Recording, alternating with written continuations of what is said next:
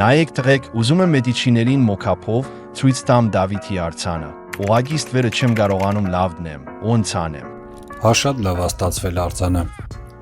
Շատ սիրուն է։ Ստվերը իրականում այդքան բարդ չի, ինչքան թվում է, հեսա բացատրենք։ Թող Photoshop-ով դնի։ Հա, Photoshop-ում ստվեր անելու համար դե բնականաբար նախ սկզբից պետք է ունենանք PNG տարբերակով մեր օբյեկտը։ Դե ավելացնենք միջավայր։ Ֆոտոն թող լինի այս մասում։ Մեր արդեն ստացած առանձին PNG նկարը կրկնօրինակենք, լցնենք սև գույնով, շերտը տեղափոխենք ներքև, control-ը պահած transform tool-ով իրան դեֆորմացնենք, այսպես պարկացնենք գետնին ու սկսենք մնացած գործողությունները։